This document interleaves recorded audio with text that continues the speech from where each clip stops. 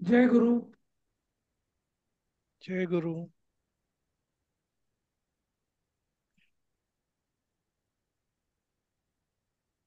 जय गुरु. हा. मी जय गुरु. मी पण ऍक्च्युली आज बाहेरच होतो. जय बरं. मला की असं सांगायला तयारी करायला काही जमलं नाही. पण मी आत्ता आलो तर म्हटलं आपण ते सोमस्तव राजहा म्हणून जे आहे ना, तर ते बघूया. तर याची जरा पार्श्वभूमी सांगतो मी,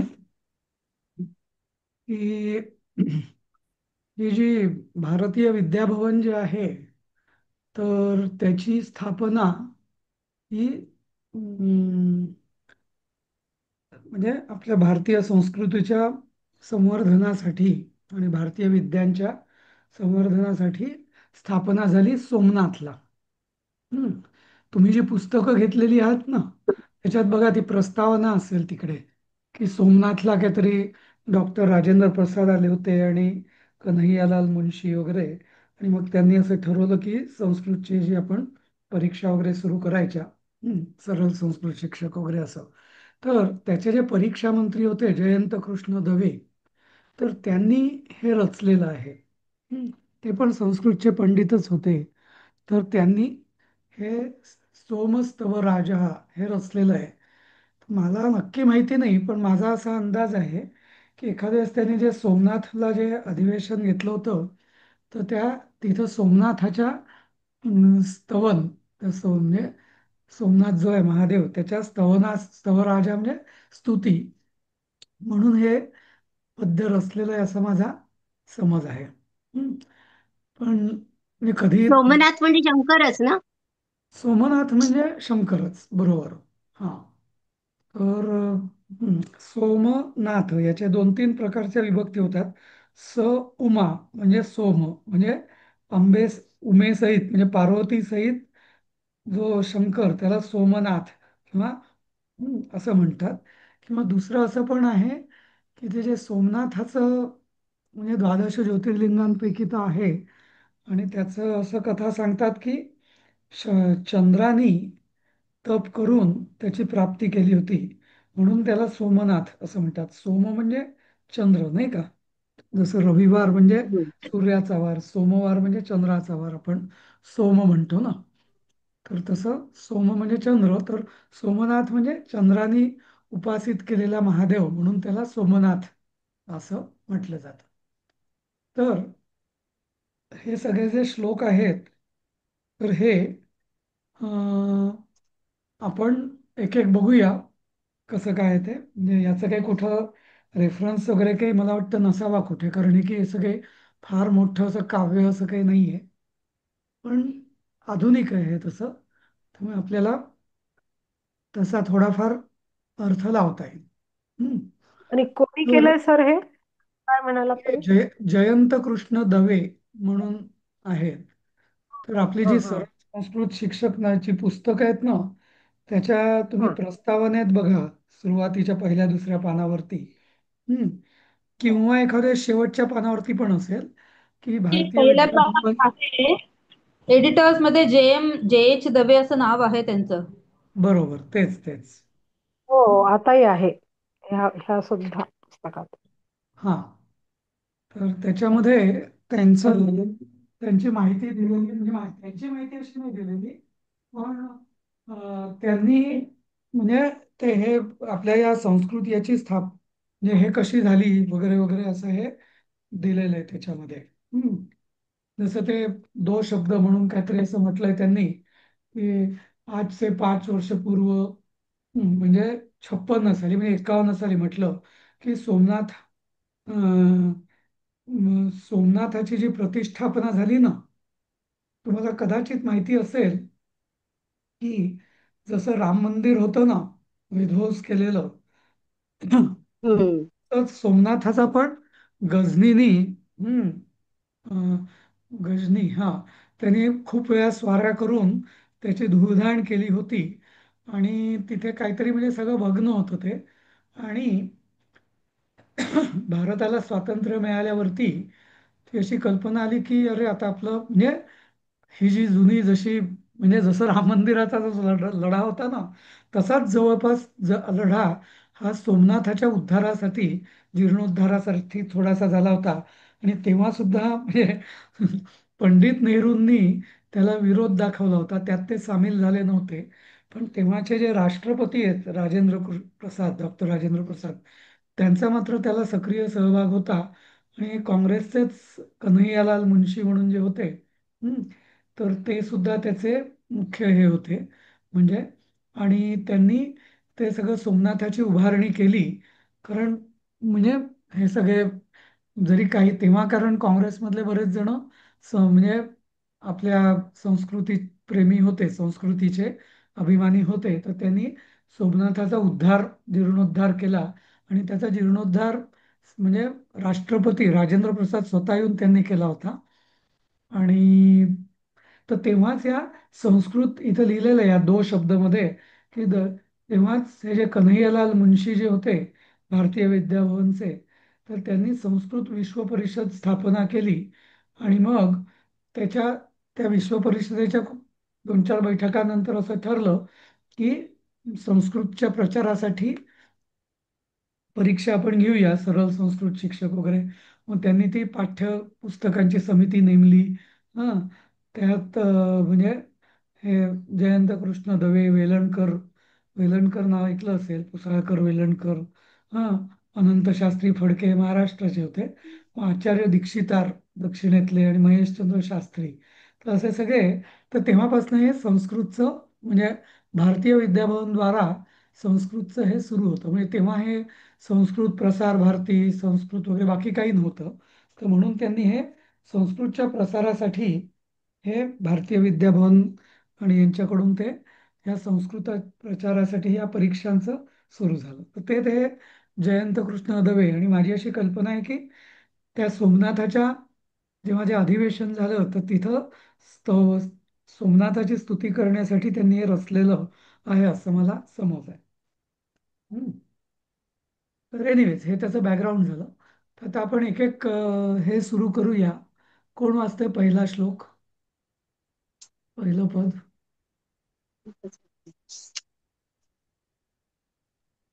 वाचा कोणी, सुरुवातही तुम्ही वाचा. बर. यत्तत्व यत् काय सर ते? यत्तत्वम. यत्तत्वम. यत्तत्वम् यत्तत्वम. यत्तत्वम. हा. यत्तत्वम. असं नाही म्हणायचं, यत्तत्वम. यत्तत्वम् यत्तत्वम हा. समुपासते सुकृतीनः स्वात्मावबोधप्रभं यत्कारुण्यनिषेकाङ्गजलतो हृद्ग्रन्थि विद्रावणम् साद्रानन्दं भङ्गुरं त्रिभुवनव्याप्तं च मृत्युञ्जयं तं सोमं स्ववपुर्विभूतिविभवं हृद्गो हृद्गोचरं कुर्महे. सवय करावं लागेल सर याची जरा आम्हाला. हम्म, हम्म. हा. त्याचा अर्थ काहीच कळला नाही. अर्थ काही कळला नाही. तर ठीक आहे. त्यात काही शब्दार्थ वगैरे काही दिले नाही का या पाठामध्ये काय? नाही, ठीक आहे ना. पण कसं आहे, आता आपण जेवढं आपल्याला जमेल तेवढा एक एक अर्थ, आणि त्यांनी पण अन्वय दिलेला आहे बघा खाली. हा. आता मी याच्यात पुन्हा एकदा म्हणतो, जरा चालीमध्ये म्हणतो थोडासा. हा, चालीमध्ये. ठीक आहे, ठीक हा. म्हणजे आवाज माझा जरी एवढा चांगला नसला तरी चाल मला. आहे. नाही, छान. यत्तत्त्वं समुपासते सुकृतिनः स्वात्मावबोधप्रभं यत्कारुण्यनिषेकगाङ्गजलतो हृद्ग्रन्थिविद्रावणं सान्द्रानन्दमभङ्गुरं त्रिभुवनौ व्याप्तं च मृत्युञ्जयं तं सोमं विभूतिविभवं स्ववपुर्विभूतिविभवं गोचरं कुर्महे. काहीतरी तुमच्या गोचरम आहे का तिथे? इथे गोचरम आमच्याकडे आहे. नाही तर दिसत. तुमच्या पुस्तकात तर काय सर बघा ते बघू.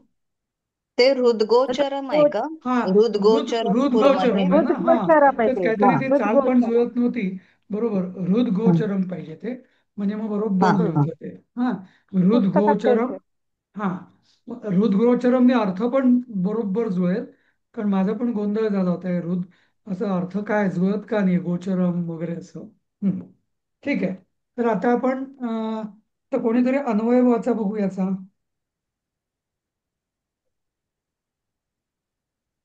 वाचू का? हा वाचा. सुकृतिनः यत्तत्त्वं स्वात्मावबोधप्रभं कंसात इति कृत्वा समुपासते यत्कारुण्यनिषेकगाङ्गजलतः हृद्ग्रन्थिविद्रावणं कंसात भवति यच्च साद्रानन्दम् अभङ्गुरुं त्रिभुवनव्याप्तं मृत्युञ्जयं च भवति तं स्ववपूर्वीभूति विभवं स्वपूर्वी नाही, स्ववपुर असं म्हणायचं. स्ववपुः हा एक शब्द आहे. हा, अच्छा स्ववपुर विभूती वपुः. विभव हा हा. वपुः विभूती विभवं सोमं कंसात सोमनाथ देवं वयं हृद्गोचरं कुर्महे. हम्म. हा. तर आता आपण लावूया बघू एक एक अर्थ. सुकृतीनः लावा. कोण प्रयत्न करतोय? करा उषाताई, तुम्ही यात माहिर आहे हो, एकदम. हो. नाही माहिर वगैरे नाही, प्रयत्न फक्त करते. सुकृतीना करा. म्हणजे चांगल्या कृतीने यत तत्वम, जे तत्व स्व स्वा स्व आत्मावबोधप्रभम, स्वतःच्या आत्म्याला बोधप्रद असं बोध देणार, बोधप्रभम म्हणजे प्रभाव टाकणार, नाही इति नाही. कृत्वा आता समुपासते. आता सुकृतीनः, तर हे कुठली हा विभक्ती असेल? हे सगळ्या शेवटी खेळ आहे प्रथम. ना. अर्थ लावायचा म्हणजे आपल्याला शेवटी येऊन जाऊन काय करायचंय, तर हो प्रत्येक हो शब्द अन्वयनीच त्याचा लावा. अर्थ हा आणि त्याची विभक्ती हे कळलं की आपल्याला अर्थ हम्म, लावता येतो, नाही का? ही हम्म, तृतीय आहे हम्म. का सर? सुकृतीनः हा, तृतीय आहे का? सुकृतीनः. बरोबर. बरोबर. हा, सुकृतीनं, हा, बरोबर. यत तत्व म्हणजे जे तत्व नाही, किंवा ज्या सुकृतीनं. तत्वाला. हॅलो हॅलो, सुकृतीनं हा द्वितीय तृतीय कशी असेल? तो मूळ शब्द आहे सुकृतीन. हा, हा, सुकृतीन. आणि सुकृतीनं हा म्हणजे चांगले लोक किंवा असं या अर्थाने. हा, अच्छा. हा. षष्ठी नाही का? मग प्रथमाच असेल मग ते. हा. षष्ठी नाही होणार का चांगल्या लोकांचे जे तत्व? नाही, सुकृतीना म्हणजे प्रथमाच येईल ती. सुकृतीना हा अच्छा. समुपासते. आता हे वाक्य आहे ना, बघा ना. सुकृतीना यत तत्वम स्वात्मा व बोधप्रभम समुपासते. हम्म. सरळ वाक्य झालं. मग इथं कर्ता कुठला येणार? प्रथमा फक्त हाच शब्द आहे प्रथमेतला, नाही का? हो, तेवढा कर्ता म्हणजे आणि तोच क्रियापद, आहे. कर्ता आणि क्रियापद हे दोन्ही पकडलं ना आपण, की मग पुढचं एकदम सोपं होतं. सुकृतीनं हा समुपासते म्हणजे काय? की सुकृतीनं म्हणजे सज्जन लोक, थोडक्यात म्हणजे, नाही का? हा, हम्म. सुकृतीनं म्हणजे सज्जन लोक, हा, किंवा चांगली कृत्य करणारे लोक असंही म्हणता येईल. बरोबर. चांगली कृत्य करणारे लोक किंवा सज्जन लोक, यत ज्या तत्वम, हा, ज्या तत्वा तत्वाला, तत्वम हे प्रथमा किंवा द्वितीय असेल. स्वात्मावबोधप्रभम, स्वात्म अवबोध, स्वात्म्याचा बोधप्रभम. तर ते तत्व कसं आहे? तर स्वात्म्याचं म्हणजे आपल्याला बोधप्रद, स्वतःला किंवा आपल्याला आत्मबोध करून देणारं आहे. तसं त्याचं बोधप्रभम म्हणजे असं तेजस्वी आहे ते, असं तत्व त्याला समुपासते, त्याची चांगली उपासना करतात. उपासना करतात. चांगली असं. चांगली हा उपासना करतात. हा, समुपासते हा आप- शब्द गीतेत बऱ्याचदा आलेला आहे ना, मला वाटतं. हो ना, ऍक्च्युली उषाताई. स्वात्मा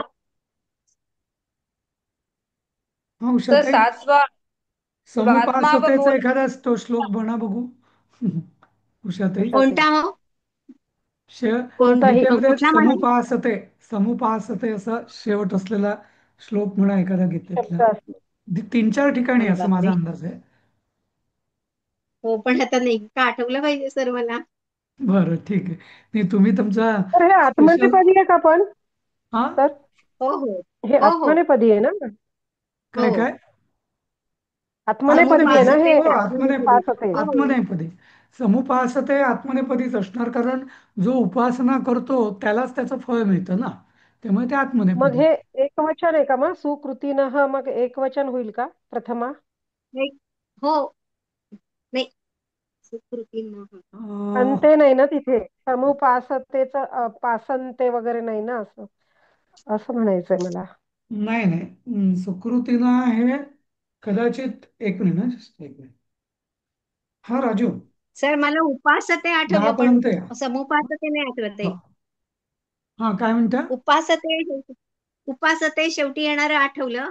ये तू सर्वाणि कर्माणि मयि सन्न्यस्य मत्पराः अनन्येनैव योगेन मां ध्यायन्त उपासते. बरोबर, उपासते. 12 हा. बरोबर. आणि पर्युपासतेचा पण आठवला. पण पर्युपासते पण आहे. हा समुपासते नाही आठवत. हा. हा, ये तु धर्म्यामृतमिदं यथोक्तं पर्युपासते बरोबर. श्रद्दधाना मत्परमा भक्तास्तेतीव मे प्रियाः. हा, अजून आहे तो पण तसे. 12 पण वाजता. 12व्या अध्यायातच अजून एक आहे असं उपासतेमधलं. असं आहे, खूप आहेत म्हणजे तसे. हा, पण जास्त उद्या 12वा अध्याय उद्यापर्यंत भक्तियोगाचा आठवा असतो. आता. आहे ना हा मय्यावेश्य मनो ये मां नित्ययुक्ता उपासते बरोबर श्रद्धया बरोबर. परयोपेतास्ते मे युक्ततमा मताः.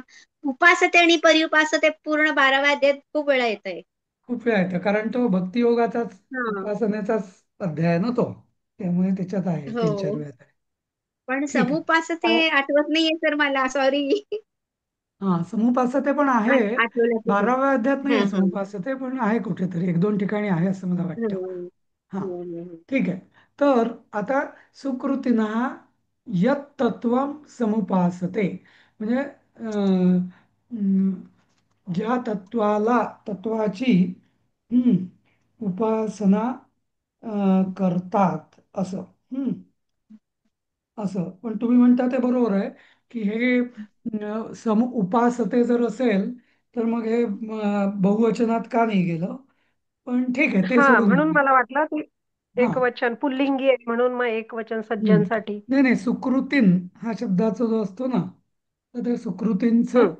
सुकृतीनं हा असं. हम्म. तर आता हे म्हणजे पुण्य सुकृतीन हा सज्जन ऍक्च्युली लोक सुकृतीन जर ज्या असेल ना, काय सुकृतीन जर असेल तर ती प्रथमा आणि संबोधन मध्ये अनेक वचनी आहे, प्लस पंचमी आणि षष्टी मध्ये ते एक वचनी आहे. म्हणून मी ते एकवचन म्हटलं होतं सर की ते नाही सज्जनाचे बहुवचन आहे एकवचन. नाही, पण आता प्रथमामध्ये बहुवचन आहे ना. तसं प्रथमा आणि तस संबोधन मध्ये बहुवचन आहे, हा पण मग तेच पंचमी आणि प्रथमा षष्टी मध्ये बहुवचन. एक पंचमी वचन आहे. षष्ठी पंचमी षष्ठी म्हणतायत ते एकवचन बरोबर आहे. पण काय की मग सज्जनाचे. या वाक्याचा करता काय? हम्म. सुकृतीना हा म्हणजे तेच हा, सज्जन दुसऱ्या अनेक करताच सज्जन नाही लोक. ना, हम्म. म्हणून हम्म. म्हणून हा. तर आणि हे कधी कधी ना या अशा पद्यांमध्ये वगैरे असं थोडंसं चालतं, जसं मराठीत पण आपल्याला काव्यामध्ये बघतो ना आपण कधी कधी असे अगदी व्याकरण थोडंसं त्यांनी हे केलेलं असतं ऍडजस्टमेंट तसं. हम्म.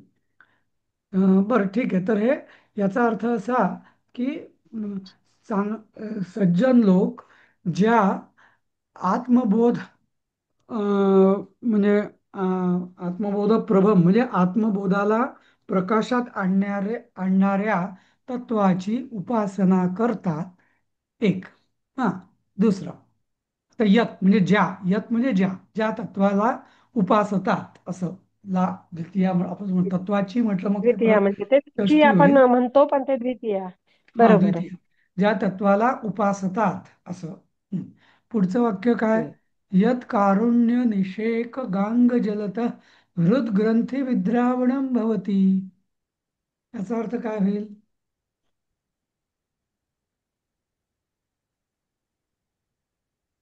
कारुण्य म्हणजे करुणेने. यत बरोबर. कारुण्य निषेक गांग जलता म्हणजे गंगेचं जसं पवित्र जल असतं त्या जलाने म्हणायचं का निषे जलतः हा. हृदग्रंथी विद्रावणम म्हणजे हृदयातील चांगले रस बाहेर येतात असं म्हणायचंय नाही का की नाही नाही करुणा नाही रस नाही नाही नाही नाही नाही नाही नाही. हं. हं. तर अं, काय आहे की ज्याच्या हा कारुण्य स्वरूप गंगाजलाने, हं, गंगाजलासारख्या कारुण्य रसाने, हं, किंवा निषेक म्हणजे वर्षाव, हा असं, हा कारुण्य वर्षाव जसा गंगाजलेचा जसा वर्षाव असतो, गंगेच्या वर्षाव तसं कारुण्यरूपी गंगाजलाच्या वर्षावाने हृदग्रंथी विद्रावणम भवती. तर हृदग्रंथी विद्रावणम भवती म्हणजे उपनिषदात असं एक हे आहे की छिद्यन्ते हृदय ग्रंथी, असं एक वाक्य आहे. म्हणजे ज्याच्या कृपेनी, आपल्या हृदग्रंथी छेदल्या जातात. छिद्यन्ते म्हणजे त्याचे छिन्न भिन्न होतात, किंवा इथे विद्रावण म्हणजे सुटतात. तर पाझरतात हृदयग्रंथ हा उलगडतात, हा पाझरतात पाझरतात म्हणण्यापेक्षा द्रवीभूत होतात, विरघळतात विरघळतात. बरोबर. विरघळतात विद्रावण म्हणजे विरघळतात. हं. विरघळतात. म्हणजे काय, आता हृदग्रंथी म्हणजे काय, हृदयामध्ये आपलं मन असतं, मुख्य म्हणजे चित्त, नाही का. तर हा सगळा जो आपला मनाच्या वासना आणि त्यातलं मनाचं सगळं बंधन, हे सगळं जे असतं ना, म्हणजे हे सगळं आध्यात्मिक दृष्टीने आहे. तर त्या हृदग्रंथी आपल्या विरघळून जातात. म्हणजे आपल्या मनाचे सगळे पाश जे असतात ते सगळे गळून पडतात, विरघळून जातात. कशामुळे, ज्याच्या कारुण्यरूपी करुणामय गंगाजलाने, हम्म असं होतं. हा असं म्हणजे देवाची स्तुती आहे ही, असं. हा नंतर पुढचं वाचा.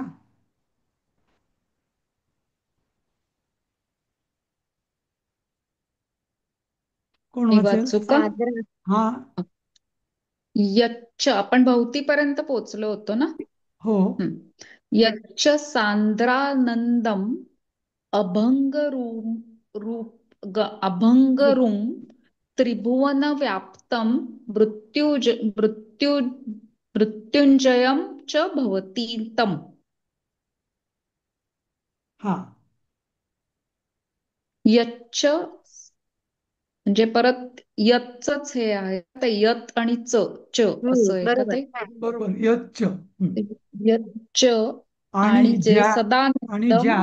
हा आणि ज्या, आणि जो, असं यत म्हणजे जो, हा आणि जो, हा हम्म. सांद्र, सांद्रानंदम. हा सांद्र, आनंदम सांद्रानंद. सांद्रानंद म्हणजे काय, ज्याला आपण हम्म. जसं तंद्री म्हणतो ना, म्हणजे एकाग्रतेने, हा. हा तर तसा हम्म. सांद्रानंद म्हणजे नित्य आनंद, एकाग्र आणि काय नित्य असा आनंद. हम्म. हा. सतत आनंद का हा. सततचा आनंद हम्म. सततचा आनंद. अभंगुरुम, अभंग, जसं आपण क्षणभंगूर म्हणतो ना, ते भंगूर जे म्हणतो ना हम्म. आपण, ते एक अभंगुरुम. आता क्षणभंगूर म्हणजे काय, क्षणात भंग पावणार. पण हे तत्व अच्छा, कसं आहे, भंग न पावणार. हा हम्म. हे भंगूर न भंग पावणार. अभंग न पावणार. हा म्हणजे हा. भंग न अभंग होणार आहे. त्यालाच म्हणतात ना, तो भंग नाही पावत, तो अभंग. अभंग. तसे भंगूर, आपण क्षणभंगूर हा मराठीत शब्द आहे ना, क्षणभंगूर हे काय, बरोबर. क्षणिक आहे, क्षणभंगूर आहे हा संसार, असं म्हणतो ना आपण. तर क्षणभंगूर म्हणजे काय, हम्म. क्षणात नाश पावणार आहे, भंग पावणार आहे. तर हा, पण हे तत्व कसं आहे परमेश्वराचं, तर अभंगुरुम म्हणजे काय, हे कधीही भंग पावणारं नाहीये. नम तत्पुरुष समास तसं. त्रिभुवन व्याप्त, त्रिभुवन सगळ्या व्याप्तम म्हणजे त्रिभुवनात सगळ्या व्याप्त आहे. त्रिभुवनात व्याप्त. मृत्युंजय, तो साक्षात मृत्युंजय आहे. हा असं. नंतर पुढचं, हम्म. तम स्ववपुर विभूती विभवम. आता तो, तम म्हणजे द्वितीया, त्याला, कोणाला, त्याला म्हणजे कोणाला, स्ववपुर, ज्याचं स्वतःचं शरीर, वपू म्हणजे शरीर, ज्याचं हम्म. स्वतःचे शरीर हे विभूती विभवम, जे साक्षात विभूती. विभूती आपण कशाला म्हणतो? एकतर एक भस्मालाही विभूती म्हणतात, बरोबर. हम्म. भस्माला विभूती का म्हणतात? कारण भस्मामध्ये काहीच पापाचा लवलेशही नसतो, नाही का. सगळ्या अग्नीने हम्म. ते सगळं पवित्र केलेलं असतं. आणि असं जे भस्म असतं, भस्मात काहीच नसतं, नाही का. बाकी तुम्ही काही घ्या, कुठलंही घ्या, तर ते काहीतरी अपवित्रता असू शकेल त्याच्यामध्ये. पण अग्नीतून जे पूर्ण सगळ्याचा राख होऊन आलेलं, अग्नीने अत्यंत पवित्र केलेलं जे म्हणजे, आणि बायोलॉजिकली पण आपण जसं म्हणतो की अग्नीतनं आलेली जी राख असते त्याच्यात काही बॅक्टेरिया वगैरे पण असण्याची काही शक्यता नाही, नाही का. असं म्हणजे पूर्ण शुद्ध, पूर्ण पवित्र. तर त्याचा एक हम्म. विभूतीचा अर्थ होतो भस्म. पण दुसरा अर्थ होतो विभूती म्हणजे विशेष भूत, म्हणजे विशेष भूत म्हणजे विशेष अवतार, या अर्थाने विभूती. आपण म्हणतो ना संतांच्या विभूती, नाही का. संतांना आपण विभूती म्हणतो, नाही का. असं. तर ती विभूती विभवम. आता विभूती विभवम म्हणजे काय? की ज्याचा देह हा विभूती म्हणजे अवतार, म्हणजे अलौकिक आहे आणि विशेष आहे. आणि विभवम, आणि विभवम म्हणजे काय? पूर्ण सगळं विभुत्व म्हणजे सर्व सर्व ऐश्वर्य त्याच्याकडे आहे विभवम, नाही का. ज्याला आपण वैभव म्हणतो. वैभव म्हणजे काय? की ज्याच्याकडे विभुत्व आहे, ऐश्वर्य आहे, त्याला आपण वैभव असं म्हणतो. ऐश्वर्याला आपण वैभव म्हणतो. तर विभवम हे म्हणजेच संपत्ती किंवा ऐश्वर्य. तर अशा त्या ज्याचा देह हा अत्यंत पवित्र आणि ऐश्वर्यमय आहे, अशा त्या सोमम. सोम म्हणजे देवाला, सोमाला म्हणजेच सोमनाथ देवम. वयम, आम्ही हृदगोचरम कुर्महे. तर हृदगोचरम कुर्महे. तर गोचर म्हणजे काय? जाणारा. बघणे. हा, हं. जे काय म्हटलं? दिसतं ते. जे दिसतं ते, बरोबर. हा. हं. हा, गोचर म्हणजे जाणारा, किंवा ज्याला आपण समजू शकतो ते, त्याला म्हणतात गोचर. आणि अगोचर म्हणजे जे आपल्याला समजू शकत नाही ते अगोचर. हं. तर हृदगोचरम म्हणजे ज्याला आम्ही हृदयाने किंवा हृदयानेच जाणू शकतो. हां. तर त्या हृदगोचरम कुर्महे. हां. तर अशा त्याची आम्ही वयम म्हणजे आम्ही अ, हृदयाने मनात जाऊन त्याला समजून घेतो. असं गोचरम कुर्मे म्हणजे त्याला आम्ही समजून घेतो असं. कुर्म हे म्हणजे कुरु म्हणजे क्रू धातूचं हे आत्मनेपदी बहुवचन आहे. हम्म. कुर्वे कुर्वावहे कुर्वहे कुर्महे असं. हां. तर आम्ही त्याला हृदयानेच म्हणजे मनानेच त्याच्यामध्ये जाऊन त्याला समजून घेतो. कारण तसं तर बाकी डोळ्यांनी किंवा असा समजणारा आहे का? तो नाही. म्हणजे बाह्य इंद्रियांना तो अगोचर आहे. पण कशाला तो गोचर आहे? तर हृदयाला म्हणजे मनानेच त्याला पण जाणल्या जाऊ शकतो तो असं, नाही का. म्हणून त्याला हृदगोचरम कुर्महे असं म्हटलेलं आहे. हा, इथं माझं हृदगोचरम बरोबर. हम्म. तर असा त्याचा अर्थ आहे. समजलं का? पूर्ण एकदा एकदा सांगा सर, तो पॅराग्राफच. एकदा हे सगळा एकदा करूया का? मराठीतून सांगायचं. बरं, चला चांगल्या जाता. ठीक आहे. कर्तृत्वाचे म्हणजे सज्जन. सुकृतीनं यत तत्वम स्वात्मावबोधप्रदम समुपासते. सज्जन लोक ज्या आत्मबोध प्रकाशणाऱ्या प्रभम, हा, तत्वाची उपासना, तत्वाला उपासतात. हा. ज्याच्या करुणामय गंगाजलाने हृदग्रंथी विरघळतात. हम्म. जो नित्य आनंद देणारा आनंदपूर्ण आनंद स्वरूप, अभंगुरम, अभंगुर म्हणजे अभंग किंवा कधी भंग न होणारा, त्रिभुवन व्याप्त आणि मृत्युंजय आहे, त्या, हां, ज्याचं शरीर ज्याचं शरीर अत्यंत पवित्र आहे आणि संपूर्ण ऐश्वर्य ज्याच्या ठायी आहे, हां, अशा त्या सोमनाथाला आम्ही हृदयातून समजून घेतो किंवा समजतो. समजण्याचा म्हणजे समजूत करतो असं. गोचरम कुर्मय याचा अर्थ गोचरम म्हणजे समजून समजणे आणि कुर्मय म्हणजे करतो असं आम्ही. ठीक आहे. हो. हा छंद कुठचा आहे? बघायला पाहिजे. पुढचं मी वाचून दाखवतो किंवा कोणी उषाताई तुम्ही वाचताय, वाचा दुसरा श्लोक. बापरे, नाही सर, तुम्हीच वाचा. पण आता खरं तुम्ही कोविद होणार आहात म्हणजे तुम्हाला म्हणजे माझी अशी अपेक्षा आहे की संस्कृत शिकण्याच्या म्हणजे तीन, एक म्हणजे आपल्याला नीट वाचता आलं पाहिजे, बरोबर. दुसरं बरं, त्याचं वाचण्याचा प्रयत्न करते. हा हं. म्हणजे वाचण्याचा प्रयत्न करते. हा आता हं. वाचन तर तुम्हाला न सगळ्यांना व्यवस्थितच जमायला पाहिजे. हो. नकृत्यारुणमन्दहासुमुषः मुषसः सानौ हिमाद्रेः सिते कल्पान् प्रत्यवभासयत्यविव कल्पान् प्रत्यवभासयत्यभिनवान् भासद्वयदीयं स्मितं मन्द्रं गर्जनहास्यमाकलयति श्रुत्वा भवानी वचः यो विश्वं रुजिनापहावतु सदा तस्येन्दुमौलेः कृपा. हम्म. तर याच्यात आहे ना, आता जसं तुम्ही पहिलं न्यकृत्यारुण मंदहास मुषसा असं ना संधीला म्हणजे मुषसहा म्हटलं ना की ती लय जाते हा म्हणजे छंद. तसं तिथे भवानी हो. वचः नाही म्हणायचं. हा, मंद्रम वचः. गर्जन हास्यमा कलयते श्रुत्वा भवानी वचः असं. हा, असं. ते शेवटी आलं म्हणून ते वचः केलं मी, पण हा ते चाल गेली मग त्यामुळे. हा म्हणजे त्याचा छंद जातो मग. हा, हा. ठीक आहे. हा, तर आता याचा अन्वय वाचा कोणी. हिमाद्रेः सिते सानौ उषसः अरुणमन्दहासं नकृत्य यदीयं भास्वत् स्मितम् अभिनवान् कल्पान् प्रत्यवभासयति.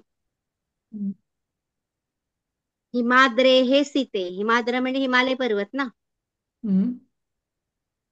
हिमाद्रेः सिते, सीता म्हणजे वाळू ना, पण इथे सीते म्हणजे काय नाही नाही नाही, आता हे कसं आहे, मग?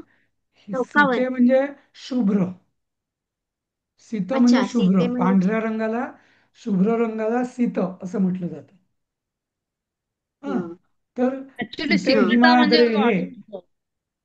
हं. सीते सिक्तता म्हणजे वाळू. सिकता हा, म्हणजे वाळू. बरोबर बरोबर. ना हा. सर? हा, हो तर हो, सीते बरोबर आहे, बरोबर आहे. सीते हिमाद्रे हे म्हणजे शुभ्र हिमालयावर. हा, सप्तमी हिमालयात किंवा हिमालयावर.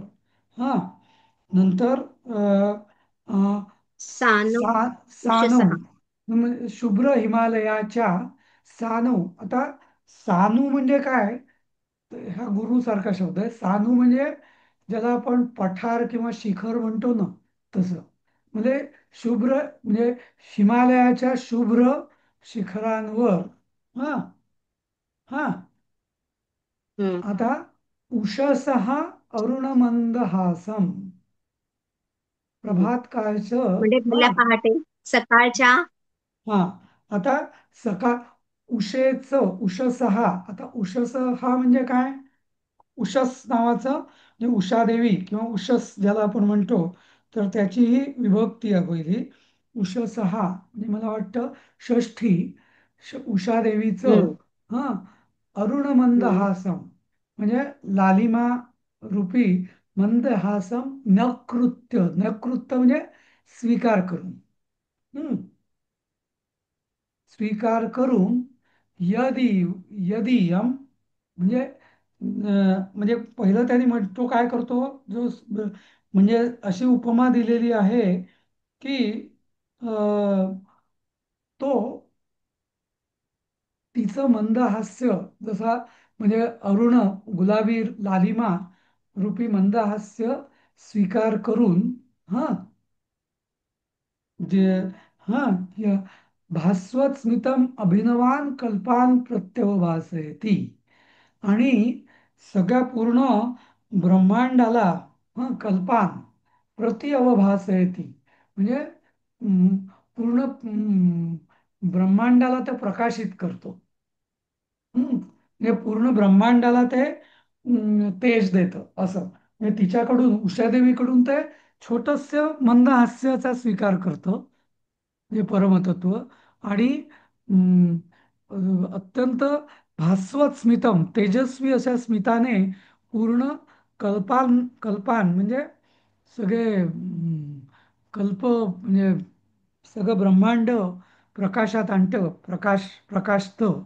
हं ह्याच आणि जे भवानी वच श्रुत्वा मंद्रम गर्जनहास्य माकलयती जे भवानीचं वचन ऐकून, भवानी म्हणजे पार्वती, देवीचं वचन ऐकून हं, हा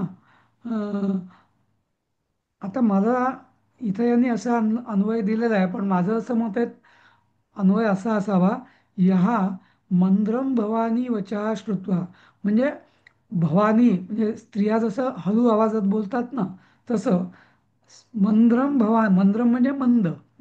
जसं संगीतामध्ये मंद्र सप्तक म्हणजे खालच्या आवाजातलं नाही का, तर तसं खालच्या पट्टीतला, तर तसं मंद्रम भवानी वचः श्रुत्वा म्हणजे पार्वतीचं हळुवार आवाजात बोललेलं वचन ऐकून गर्जन हास्य माकलयती स्वतः मोठ्या आवाजात तो हसतो. म्हणजे हम्म, जसं आपण म्हणतो एकदम मोठं हास्य करतो असं. तस्य समजलं. तस्य इंदुमौले हे इंदुमौली म्हणजे चंद्रमौली ज्याला आपण म्हणतो ना तसं इंद्रुमौले हे वृजिन आपहा कृपा हा वि- अ, विश्वम सदा अवतु. हम्म, तर तसं ते अवतु अवतु हा शब्द कशात आहे, अथर्वशीर्षात आहे का आपल्या? अं, अवतु म्हणजे रक्षण करो असं. अववक्तारम अवश्रोतारम अवदातारम असं आहे ना. अच्छा, अव म्हणजे रक्षण आहे, आपल्याला पण गेलेलं आहे. हा रक्षण कर. अव म्हणजे रक्षण करणे, आपल्याला पण गेलेलं आहे. आपल्याला पण गेलेलं आहे बरोबर. तर ते हो. अव तर अवतू म्हणजे काय की विश्वाचं सदा करोत रक्षण करो. हा म्हणजे ते तर लकार प्रथम एक वचन. म्हणजे त्याच्या इंदुमौले हे वृजिना पहा कृपा त्या इंदुमौलेची वृजिन अपहा वृजिन अपहा म्हणजे थोडंसं मला बघायला लागेल. कृपा त्याची कृपा विश्वाला सदा त्याची कृपा विश्वाचं सदा रक्षण करो किंवा ती कृपा विश्वाला सदा रक्षो असं. हं? असं इंदुबौल म्हणजे काय म्हणाला सर? इंदुमौली म्हणजे ज्याच्या मौली म्हणजे मौली म्हणजे डोक्यावर चंद्र आहे तो इंदू आहे, तो इंदू म्हणजे हा चंद्र, हा.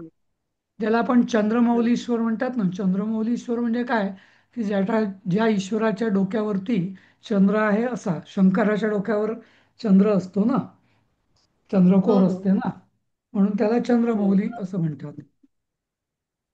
खाली वृजिनापहाचा अर्थ पापनाश करणारी असं दिलाय. खाली अर्थ दिलेला आहे का त्याच्यात? हो, दिलाय. ओके. वृजिन अपहा. अपहा म्हणजे वृजिन म्हणजे पाप असणार आणि अपहा म्हणजे हरण करणारं असं, अपहरण करणारं असं. वृजिन अपहा म्हणजे पापनाश करणारी.